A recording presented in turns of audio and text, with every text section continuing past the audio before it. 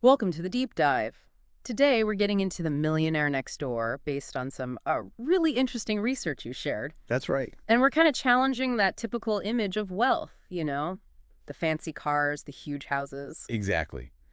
This research paints a very different picture, often quite surprising. So the mission here is really to pull out insights, things you can actually use based on how most millionaires apparently live. Yeah, actionable stuff. Yeah. What does the data tell us that can help build, real financial strength? Okay, so let's start with maybe the biggest one, frugality Yeah. and self-discipline. It's central. The research really highlights that these people focus more on managing money well rather than just showing it off. Right. It's not about looking rich, but actually being financially secure. Precisely. And there's this element of delayed gratification. They're thinking long term. They consciously choose not to spend on every little luxury right now. So less impulse buying, more planning. Definitely planning, resisting that urge to keep up with the Joneses, you could say. Yeah. They prioritize building wealth over just, well, appearing wealthy, like driving an older car maybe, and investing the difference. Yeah, that makes sense. And that ties right into the next point, doesn't it? Living below your means. Absolutely critical. It sounds simple, maybe, but the research shows it's fundamental.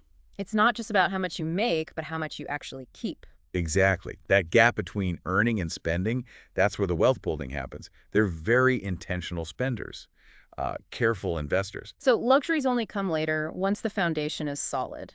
Generally, yes. Once their asset base can comfortably support it without derailing their long-term goals, saving isn't just saving. They see it almost as a form of earning. Okay, but it's not just about saving, right? It's also about what they do with that safe money. Yes, that's the other side of the coin. Investing. Specifically, investing in things that tend to grow in value. Appreciating assets. So not just stuff that, loses value immediately, like gadgets or maybe even expensive cars. Right. They focus on acquiring assets, like stocks, maybe real estate, sometimes their own businesses. Things with the potential to compound and generate more wealth over time. That's a real mindset shift, isn't it? From consuming to investing. It's a fundamental difference, yeah. How they deploy their capital. All right, so for everyone listening, how do we make this practical? What are the actual steps someone could take starting today? Well, the research suggests the absolute first step is awareness. You need to know where your money is going.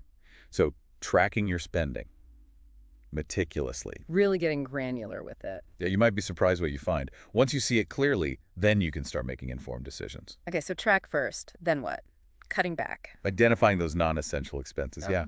It's about being intentional, asking, is this purchase aligned with my long-term goals?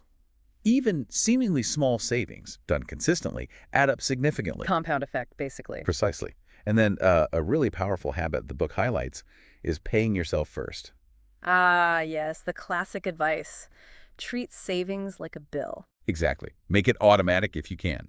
A certain percentage of every paycheck goes straight to savings or investments before you even have a chance to spend it elsewhere. Gotcha. So track, cut consciously, pay yourself first, and then invest those savings. Invest in those appreciating assets we talked about. Stocks, bonds, real estate, whatever fits your plan.